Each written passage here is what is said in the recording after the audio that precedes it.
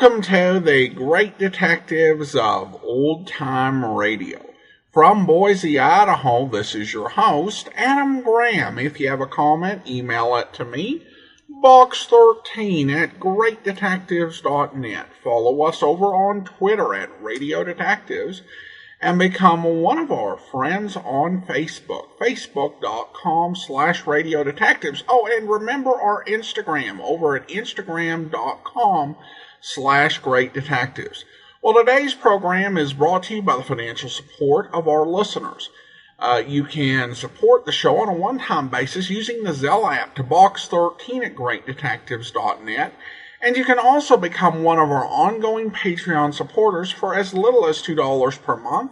And I want to thank Eliza for becoming our latest Patreon supporter at the Seamus level of $4 or more per month. Thank you so much for your support, Eliza. And now it is time for this week's episode of The Man Called X. The original air date, February 10th, 1951. And the title is Mine Sabotage. Now we present Herbert Marshall as The Man Called X, the Saturday night feature on NBC's five-show festival of comedy, music, mystery, and drama. Brought to you by the makers of Anacin for fast relief from pain of headache, neuritis, neuralgia. And by RCA Victor, world leader in radio, first in recorded music, first in television.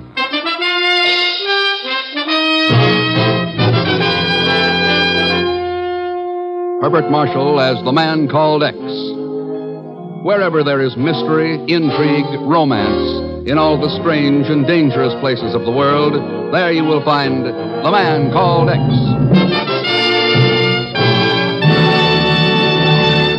Hey, Bing, Bob, come on, you're on. Say, Bing, you got a minute? Oh, sure, Bob. I got all the time in the world. Don't tell me you own that, too. Oh, never mind that stuff. Get to work with it. Okay.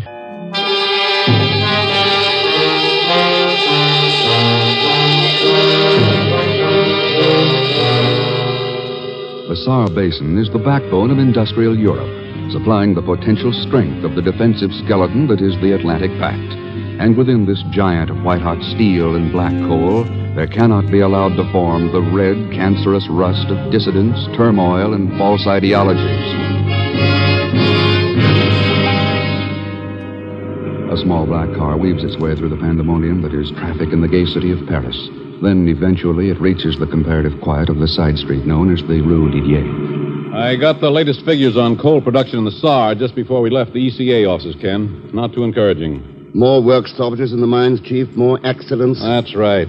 Particularly in the Kobza mines at Birkenfeld. Ken, we've got to do something about that, and fast. That's what we're here for, Chief. When I think of how badly that coal is needed to build up Europe's... why, it's more valuable than diamonds. So are the people in the Saar. Huh? Those mines shutting down mean no work for them. No money, no food. Chief, people like that will turn anywhere for help, even to cockeyed promises from the East. That's our real job, to keep those people on our side working and happy. Well, if the mayor of Birkenfeld brought the information he promised to Paris, we'll have a lot more to go on. Maybe he even knows who's responsible for those accidents at the Kobza mines. I will soon find out. Here's the pension you're staying at. Hello, Mr. Thurston. Oh. Zellschmidt. That's right, Mr. Chief. Plenty happy to see me, eh, Mr. Thurston? Would you like to take over, Chief? With pleasure, Ken. Zellschmidt, for the past 3 days, you've hounded us all over Paris. Now you're through, permanently. Not another word, Mr. Chief. This time I'm holding the palm in my hand. What? Well, I don't care one way about the Kobza mines and the Birkenfeld place. But if you're interested in some red-hot Johnny-on-the-line information about them... What do you know about those mines, Pagan? Please, Mr. X, would you want me to tell tattles on a friend without getting paid for it? Ken. They came from inside the pension. Let's go. Which way, Ken? That door's open. Let's try it. That is far enough, gentlemen. Ken. Step over to the other side of the room, please. Quickly. Well. Yes. Come on, Chief. Oh, Ken, they're in the corner. Yeah. Mind if we take a look at him, Miss... We can forget the amenities. As for the mayor of Birkenfeld, there is nothing anyone can do for him now. I can see that. I would suggest you wait at least 10 minutes before attempting to follow me. It might prove very dangerous if you try to move before then. Auf Wiedersehen. Come on, Ken. After her. Why bother? Why bother? For Pete's sake, she just killed a man. Chief, I'm going to pay a visit to the Saar Basin. I'll discuss it with her there. But what good will... Wait a minute. You mean you know her? I've seen her picture in the paper. Well, who the devil is she? She's usually identified as the very rich and very wild Aline Kobza. Kobza? Owner of the Kobza mines at Birkenfeld.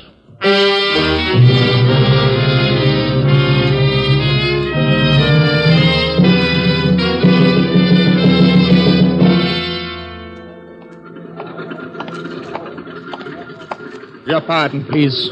Yeah, Herr Thurston. That's right. Who are you?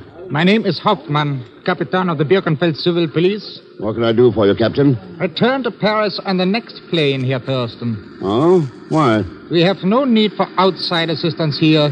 My men and I are quite capable of handling any difficulties that might occur in the mines. You haven't been too successful so far, Hauptmann. The disturbances will cease when Karl Brewer is imprisoned. Who is Karl Brewer? Foreman of the Kobza mines. Oh, do you make it a habit to imprison foremen because of accidents? Accidents, no. Sabotage? Yeah. You're sure that's what it is? Aren't you, Herr Thurston? I'll let you know after I've been here a while. But I have already informed you that there is no need for your presence here. I'm more interested in what you haven't informed me, Hauptmann. And what is that? How you happened to meet me here at the airport. How you know why I'm here. I'll see you around, Hauptmann. You, Mr. Thurston, this way, right here. What? Hop into my limousine, and I'll give you all the dope on the Kobza mines. For a slight consideration, of course.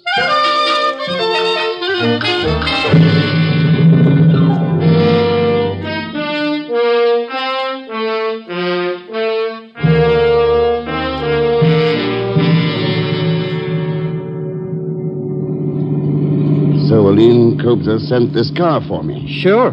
I got to know that cute little Kuchen in Paris. I knew right away after I read about her in the papers that we had mutual interests. She was rich and you were broke. That's right, she was... Mr. Thurston. So you wangled a job as her chauffeur. Chauffeur? Oh, that explains a lot of things. What you were doing at the pension, your cracks about the Kobza mines, and you probably told Captain Hauptmann I was coming here. Well, after that accident to the mayor, I knew you'd be following us down here. Naturally, I wanted to meet you. So I asked that Hauptmann joker to check you for me. Oh, he was plenty happy, too. Yeah, I can see that. Well, anyways, now that we're working together, I guess there'll be no more trouble in the little cookie's mines. Eh, Mr. Thurston? Guess again, Pagan. Huh? A mine whistle blowing at 3 in the afternoon doesn't mean lunchtime. Step on it.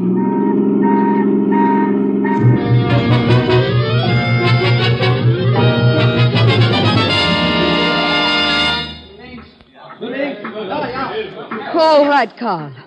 What excuses do you have to offer this time? Rotten timbers used for shoring do not need any excuses, Miss Kobza. I warned you it was only a question of time before they would collapse. As foreman of my mines, it is your responsibility to see no accidents occur. And as owner, it is your responsibility to see that my men work under safe conditions. 3 more of them lie dead in the east shaft. 5 more are badly injured. That is most unfortunate. How soon can we start mining the east shaft again?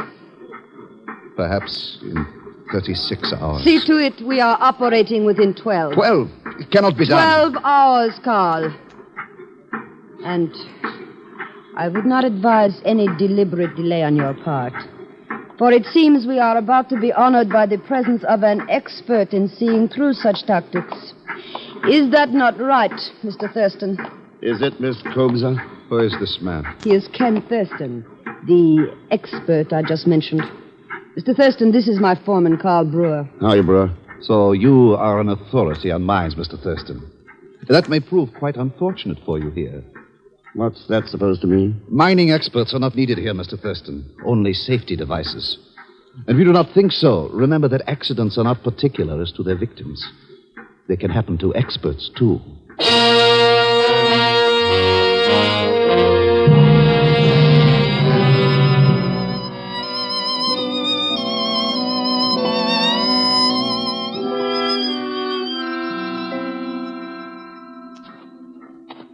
This way, please, Mr. Thurston. My office is this way. We can discuss your visit with more privacy there. What is there to discuss, Miss Kobza? Perhaps we may clarify certain misunderstandings you have regarding me. If you still believe I murdered Birkenfeld's mayor in Paris. You know, Mr. Thurston, I found your friend Zellschmidt a most amusing person. The conversation was getting interesting. Why change the subject? The mayor called me in Paris. I came to his pension to learn what he knew about the accidents. Before we had a chance to talk, someone outside the rear window shot him. That is all there was to it. You wouldn't think so if you'd been on the other end of that gun. I had no intention of becoming involved. I had enough unfavorable publicity in the Parisian papers. That could be a reasonable explanation. Why not give it to the Sûreté in Paris? Perhaps I will, Mr. Thurston. Now, is there any other cooperation I can extend to you? You can tell me what you know about Hauptmann. Emile, our police captain? Yeah. He is above suspicion. Can you say the same for your foreman, Karl Brewer? Just a minute. Charles, will you bring in the report on Karl Brewer, please? Certainly, Miss Corpser. There's a gentleman here who wishes to see it. Yes, Charles. This is Mr. Thurston. Mr. Thurston. Charles Goen, my office manager. Glad to know you, Goen. It is a pleasure, sir. Here is the information Miss Corpser requested. Brewer's entire personnel record, as well as all the background we've been able to obtain on him. Thanks. Yeah, it'll take a little time to... I see Brewer was with the French resistance movement during the war. He was. Why the penciled-in question mark after the statement? I can explain that, Mr. Thurston. I was in the same unit of the Marquis as was Brewer. He was suspected at the time of being a Gestapo agent who had slipped into our ranks. Any proof? No, neither of his guilt nor innocence. It is quite unfortunate, too, particularly since a series of accidents here at the mine. Yeah. It's about time you gave somebody a chance to prove something about those. You forget we have been trying to do that ever since the accident started. I'm afraid it will not be too easy to accomplish, even for such an expert as you, Mr. Thurston. Oh, it shouldn't be too tough, Miss Kudzer. If sabotage is involved, somebody will start giving himself away. What makes you think that? I'm going to start spending some time down in the mine.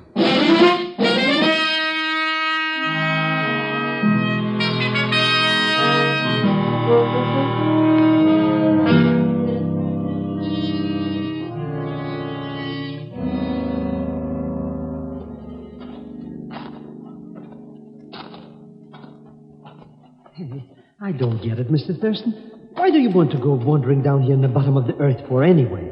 I'm setting myself up as a sitting duck, Pagon. Huh? What kind of talk is that? Ducks would have better sense than to go sitting around in the coal mine tunnels. Hey, what are those things running along here that look like railroad tracks? Railroad tracks? Who are you joking, Mr. Thurston? There's hardly room in this narrow place for me to get through. The loading cars can just about make it. Loading cars? They carry the workers to the mine headings and bring out the coal. Boy, private railroad cars to go to work in? Pretty soft for those miner jokers. The three who died in that accident didn't think so. Hey, this is the end of the tunnel. Yeah, let's start back. But there's nothing down here. No accidents, no nothing. This tunnel's in the west shaft, Pagon. The accident happened in the east shaft. They haven't mined this tunnel for over 4 months. But by comparing the two, I can... Pagon. Hear that? Sure, it sounds like a railroad train. Must be some of those loading cars running in this tunnel. Yeah. Don't the driver know there's no room in this narrow place for both of us and the train? Don't he? Mr. Rex! Start running, Pagon, fast. But there's no place to run to. Up ahead there. Run!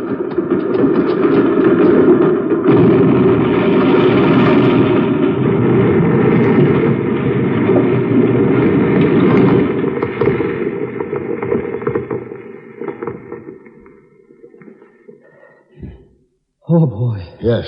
Yeah, that train mashed itself flatter than the flat jack at the end of the tunnel. Hey, what happened to the poor driver? There wasn't any driver. Huh? Then how come it was running loose in a tunnel where nobody works? If I didn't know better, I think somebody was trying to run us down. Mr. X.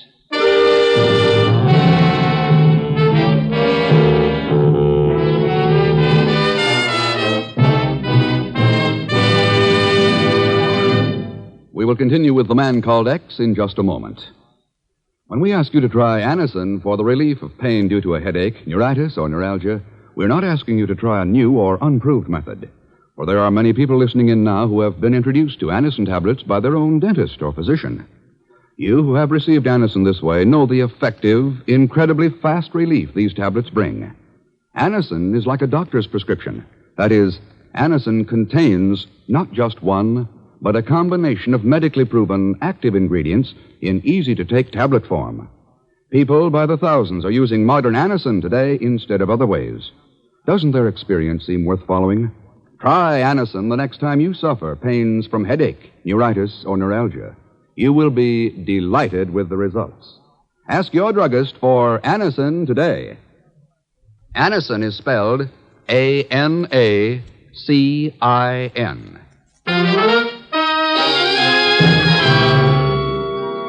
Now, Act Two of The Man Called X, starring Herbert Marshall, with Leon Belasco as Pagan Zellschmidt.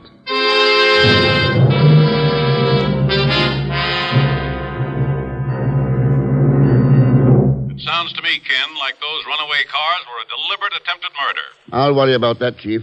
What did you find out? Helene Copes is broke. She's had a petition for ECA funds to keep her mind going. So the newspapers weren't kidding about her being a wild spender. Any word from the ECA? Oh, they'll give her the funds all right. Those mines have to be kept going. But with a proviso. A government administrator appointed to handle all the... Ken, you still there? That was someone else hanging up, Chief, not me. An extension phone? Could be. I'm going to check on it. When you get the dope I asked for, hang on to it. I'll have Pagon get in touch with you from town. Okay, Ken. Will do.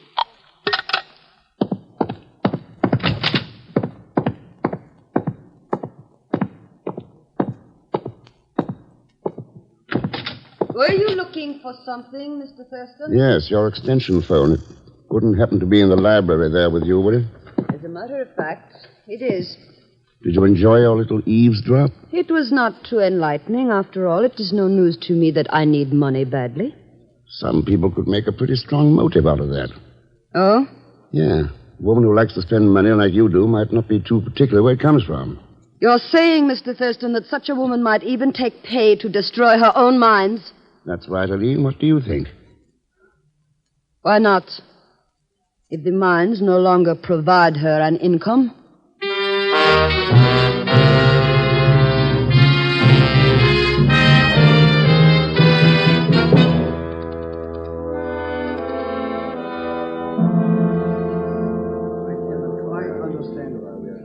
I trust, Fräulein Koops, that this meeting will not take too long. I have my duties to perform. So also have Mr. Groen, Mr. Brewer, and myself, Captain. But since Mr. Thurston seems to know what the Marshall Plan will require I'll of make us... it short. This meeting's a council of war. The idea is to keep the Cobza mines operating at full production levels. You realize, of course, Thurston, that is just what we've been attempting to do in the past. Let's see if we can be successful this time, Brewer. What are your suggestions, Mr. Thurston? Groen, I want you to step out of your job as office manager and take over supplies. Check every piece of material that goes into the mines for possible tampering or sabotage. That means everything. Timbers, rails, drills, blasting powder. Handling the supplies has always been my job, Thurston. You're going to be too busy stepping up protection to handle anything but your men. So far, Herr Thurston, I fail to see why I have been included in this meeting. Your job's to supply police guards at the mines, Hoffman. Enough of them, so there won't be any more accidents. And, what of me, Mr. Thurston? Surely you have some job for me to perform also. You like finances, Aline. Suppose you handle that end of things. It will be a pleasure. All right, Thurston. I will see that my men produce the work. But one more accident, and I will refuse to order them down again. My men will work for a decent life, Thurston, for their homes, their families, their country. But nothing could make them work for an owner who will deliberately sacrifice their lives for money.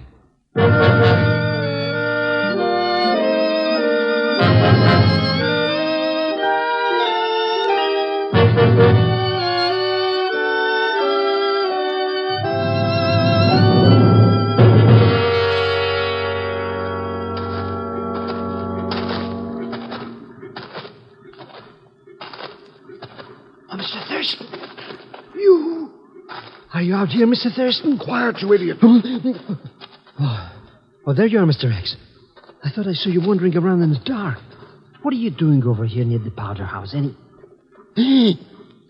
X. Yeah. I just found him. Oh.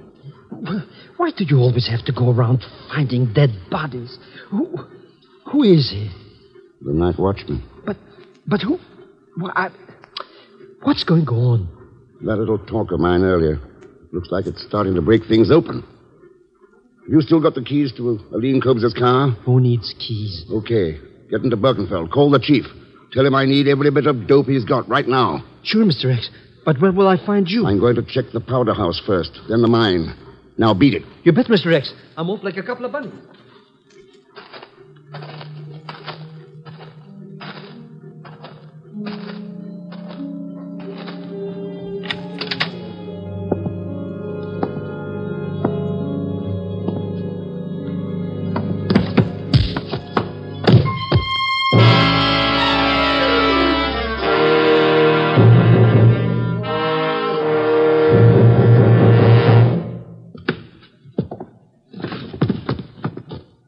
There is no doubt about it, Mr. Thurston. A number of the powder boxes are gone. And the detonator caps and fuses as well. That's what I figured. I was out cold for about 15 minutes before you found me. That's enough time to... Does Brewer have any men down in the mine? A full shift went to work. But surely you don't think... I'm going down there, Eileen. You get hold of Hauptmann and his men. Tell them they better locate that powder, and fast. Hauptmann, but I saw him in the mine elevator, starting to go down the shaft.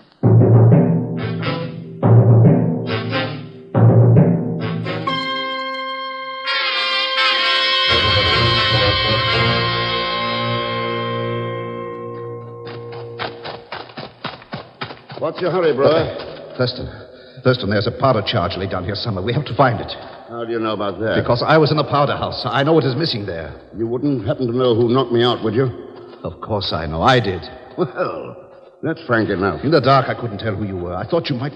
What difference does that make now? We have to find the powder, and I've looked everywhere I could think of. You didn't happen to check the loading cars, did you? Loading cars? No. But what... Thurston, there are some cars coming this way now. That's right. Good Lord. The powder is aboard one of those cars, and the train is a runaway. Yeah. One guesses to what'll happen when it hits the end of the track.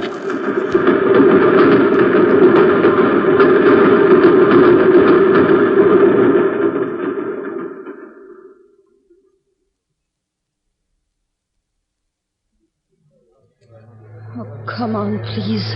Get up here before it is too late, please. Hello, Miss Colza. What's cooking with everybody? Hey, Welschmidt, what are you doing here? Looking for Mr. Thurston. He wasn't in the powder house, so I figured I'd take this elevator thing down into the mine. Look, Welschmidt. Have you seen Captain Hauptmann's men around?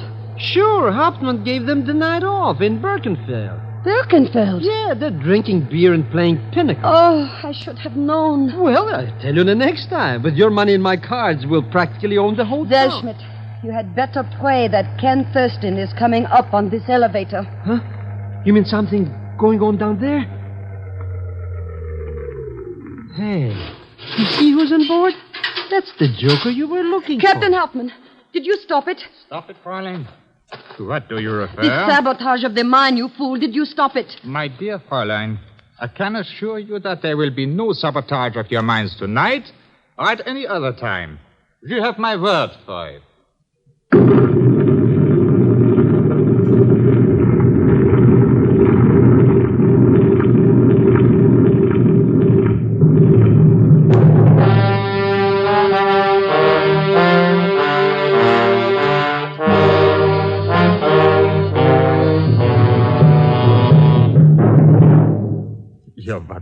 But I assure you, Fräulein Kobs, I did make a most thorough check.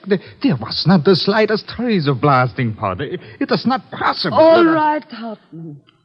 All right. It is all over. The mine is gone. Who cares about the mine? Mr. Thurston was down there. He's the one who's gone. What am I going to do now? I have sent some crews down to check the damage, but I'm afraid it will be several hours before we hear anything. Why wait that long, girl? Ken! Yes, sir. I'll give a report now. It's you. It's really you. But I do not understand, Herr Thurston. The explosion, it must have blown the tunnel into bits. It did. In the west shaft. The west shaft? But that's the one where there's no coal, no nothing. Not quite, Pager. There are still tracks for the loading cars and switches to route them in there. Ah, so. The powder was aboard loading cars. And you switched them into the west tunnel. Yep. But Brewer says he'll have the mine in operation again by daybreak. Hey, then we're in business, Mr. Thurston. Yeah, there'll be plenty of coal coming out of the Kobza mine. Plenty of it, Pagon. As for future accidents, well, we'll put an end to them. Captain Hauptmann. Yeah, Herr Thurston. You may as well arrest Charles Brewer now. Charles! You are joking, of course. How about it, Pagon? You got the report from the chief? Huh? Oh, that one, yeah, sure. Said something about this grown character being a Gestapo man or something in the French resistance. No, you are mistaken, Selschmidt. That is Karl Brewer you speak It of. won't do, Goran. The files in Paris don't make mistakes. Even granting that you are right, there is no proof against me. No? Someone tried to run me down with those loading cars. I had a hunch the same trick might be tried again. So I laid a trap. A trap, Thurston? I smeared a light mixture of graphite and grease on the throttle of every shuttle engine in the mine. When you set that powder train going, you got that mixture on the palms of your hands. Not so fast with that gun, Goran. Oh, boy, you really powdered him, Mr. X. Is that like a... Hey, look at his hands. There's nothing on them. I know. But, Ken, a mixture of graphite and grease? His palms should have been black. Yeah. But he didn't have any on his hands. Mr. Thurston, you mean all that stuff you told him was just a gag? That's right, Pagon. He didn't have to have any black on his hands. His conscience was black enough.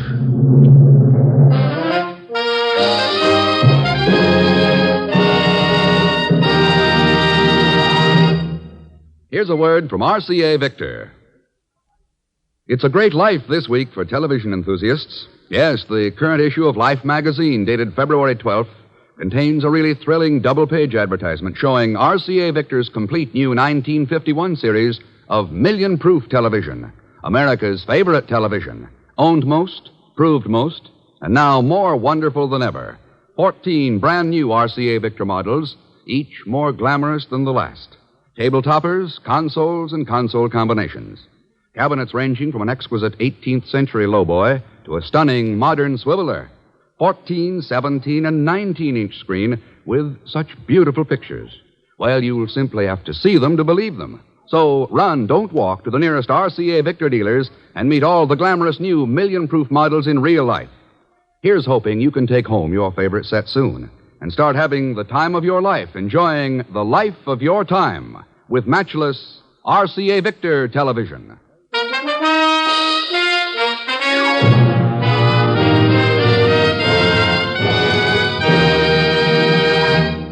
Now, here is our star, Mr. Herbert Marshall. Thanks for being with us. And before I say anything else, I think you ought to know that those in tonight's cast were Joan Banks, Will Wright, Hy Averback, Harry Bartell, and Ben Wright. Next week's story is called North of 38, and I don't think I need tell you where it takes Mr. X. It's a story filled with plenty of danger and high adventure, and complicating matters as usual, but will be Leon Belasco as Pagon Zelschmidt. So join us, won't you, when next I return as the man called X. Good night.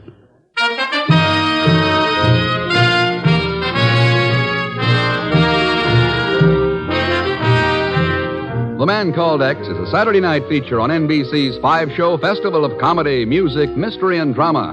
Brought to you by the makers of Anacin for fast relief from pain of headache, neuritis, neuralgia. And by RCA Victor, world leader in radio, first in recorded music, first in television. The Man Called X, starring Herbert Marshall, is a J. Richard Kennedy production with music composed and conducted by Felix Mills. Tonight's story was written by Sidney Marshall. All characters and incidents on this program are fictitious, and any resemblance to actual characters or incidents is purely coincidental. Be sure to listen tomorrow evening for The Big Show with Tallulah Bankhead and a great parade of stars, the Sunday night feature of NBC's All-Star Festival. And until next week, same time and same station, this is Jack Latham saying good night for The Man Called X. Join your hit parade, and later it's Dennis Day on NBC.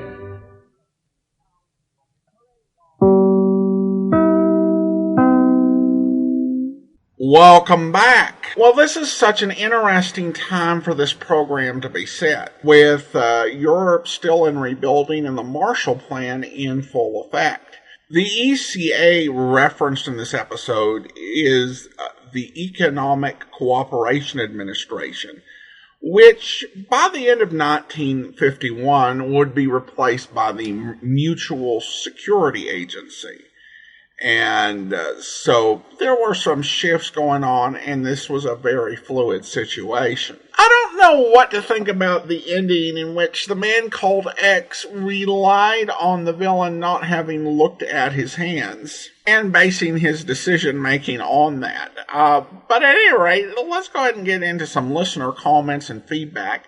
And I should have read this last week, but we're going to get to it now.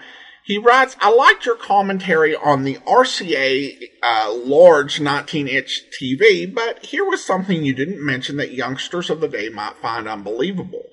Back in the day, if you wanted to buy a TV, you had to go to an authorized dealer of the brand you wanted to buy.